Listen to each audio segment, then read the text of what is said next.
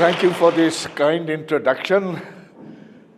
Actually, I do not propose talking about education at all.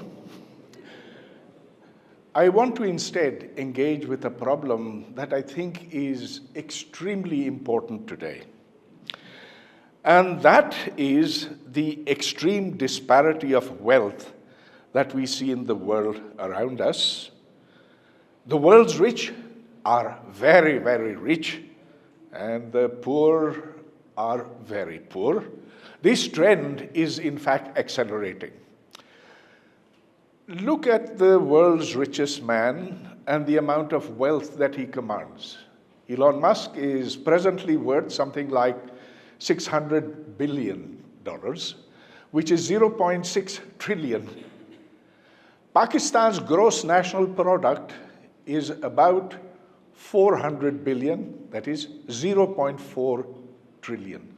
That means that this one man is worth the equivalent of 1.5 times Pakistan's GNP. This is going to get worse because he is projected to be the world's first trillionaire. In the next 5 years, this disparity will increase by a factor of 2. And this is just one man versus a country presently of 250 million people. Take Pakistan itself and the wealth disparity within. 1% of Pakistan's population, the 1% at the top, owns more national wealth in Pakistan than 22% of the country's population. This is mind-boggling. But it's even worse in India, where 1% commands 40% of India's wealth. This is a recent Oxfam report, 2025, and there you see the share of the top 1% in national wealth, and it is extreme. Well, India is perhaps the most unequal of them, but they're all pretty much at the same level. Now, there are those who defend this discrepancy, and they say this extreme wealth disparity is fine.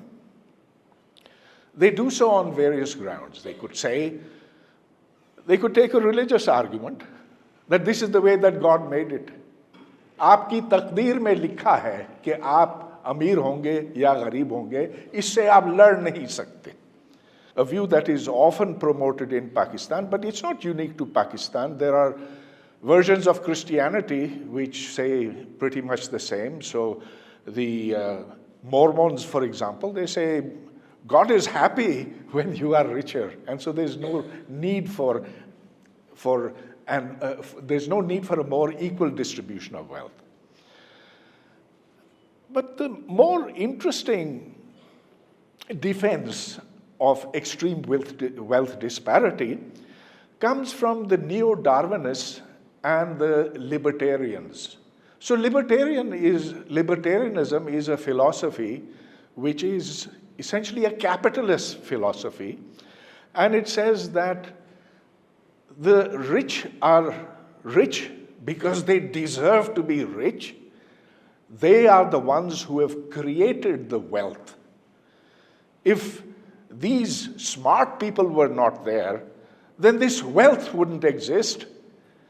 And a society's job is only to ensure that rules are obeyed, that enough space is given to the best and the brightest so that they can make more and more wealth.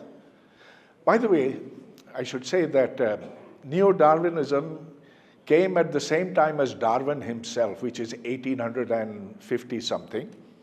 But Darwin didn't like it. Darwin said, I'll have nothing to do with it. Natural selection is something for the animal kingdom.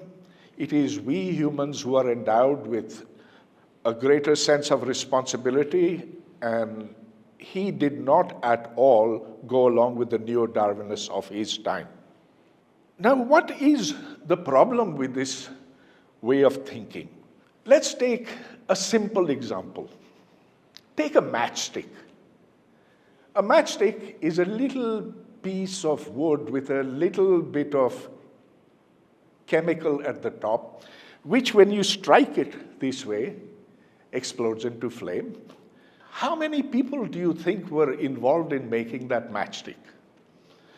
Well, if it's a match factory, maybe you can have 10 people over there employed.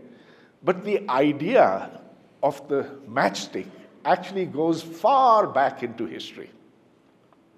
It starts with some caveman rubbing two pieces of stone together and seeing that a spark comes out. Then learning that not all stones do it, that to capture that flame, you need then wood of a certain kind, and the story goes on from there. If you look at even this single matchstick, you see how much of civilization was involved in that. Of course, we could go to more complex examples. We could go to artificial intelligence, for example. We just heard a talk on that. Artificial intelligence comes from the idea of algorithms, which then goes to the idea of neural nets. All of these based upon computers. Well, where did the idea of computer come from?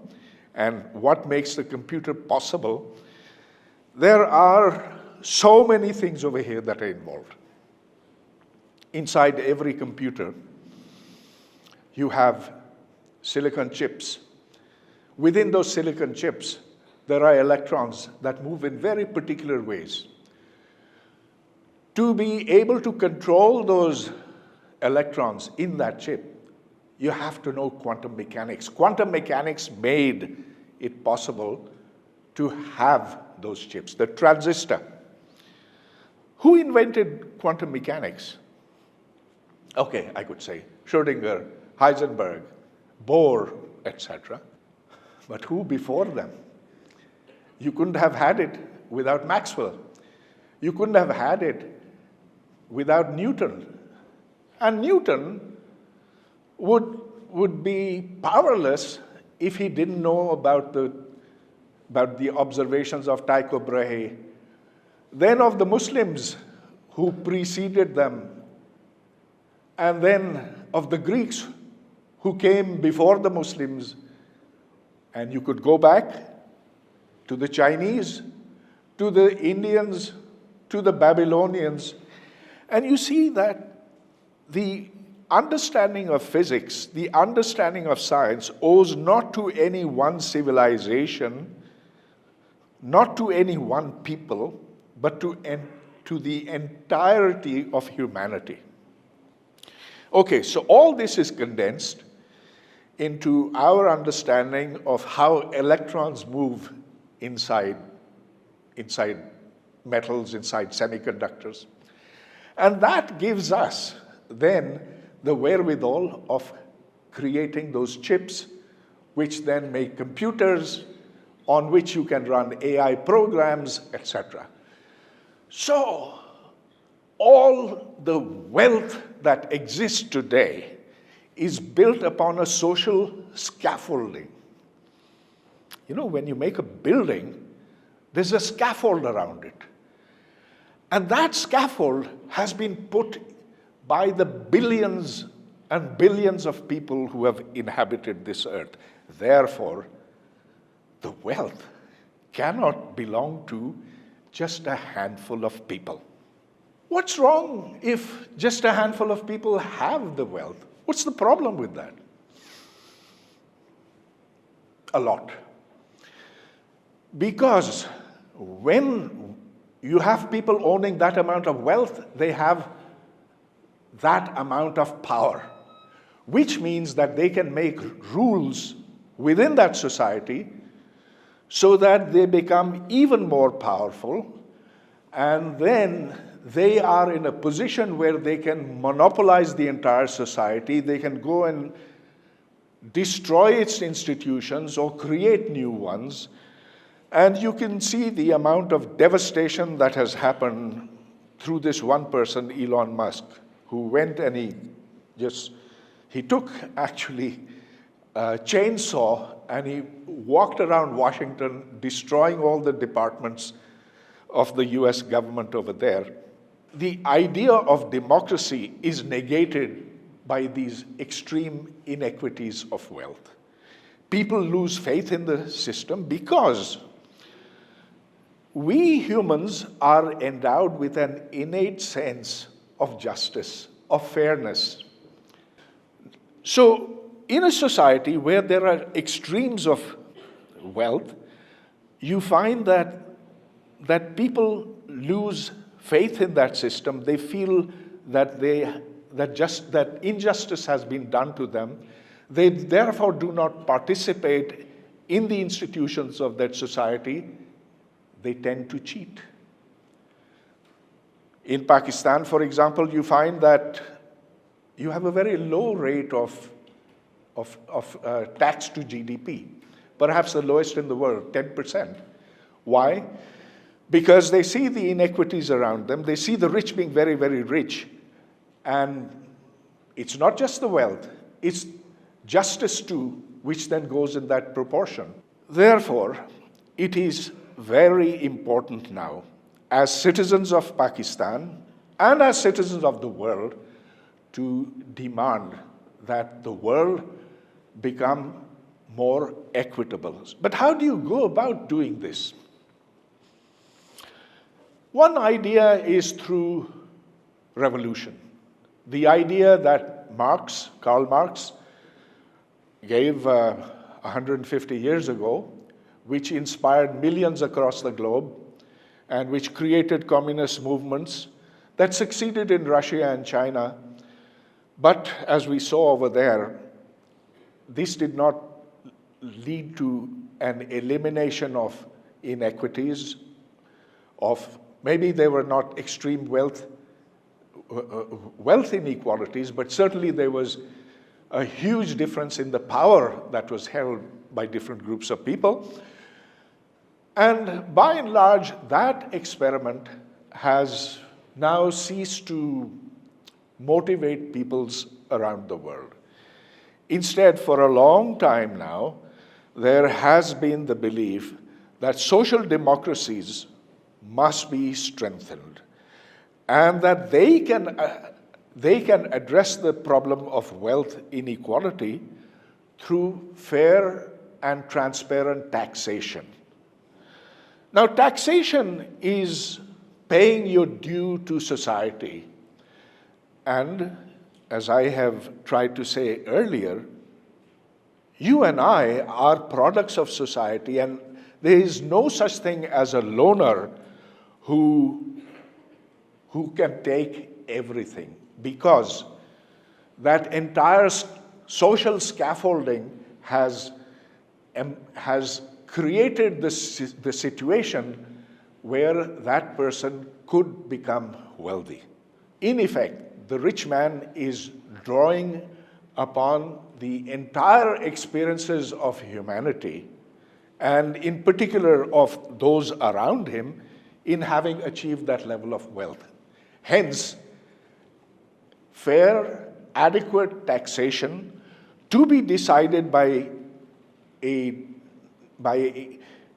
discussions among people. That is the way that democratic societies decide who should pay how much. That, in fact, should be our goal in Pakistan. What is the condition for that? Transparency. Without transparency, there are all kinds of means available to hide your true income. There are all kinds of ways to make the rich richer. In our society, this is particularly difficult because much of the wealth is hidden, and much of the wealth is not allowed to be viewed on the grounds that this would be a security threat for the country.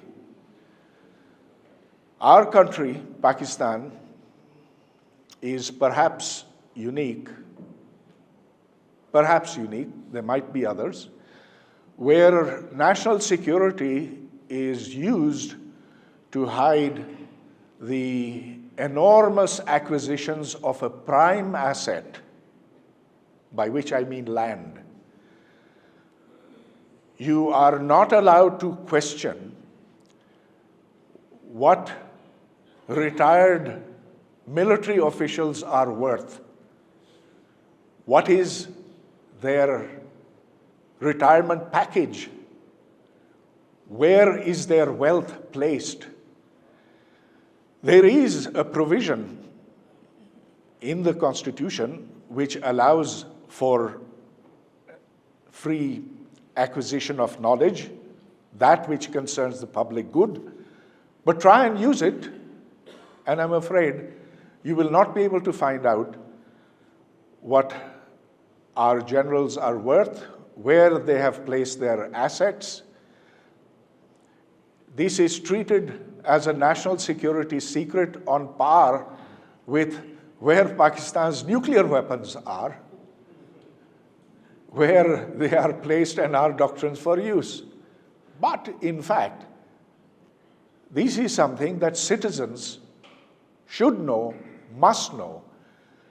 I do not mean to single out the Pakistan Army in this, but I think that if it sets a precedent and if it allows such questions to be answered, then much of the resentment that exists in this country can be dealt with.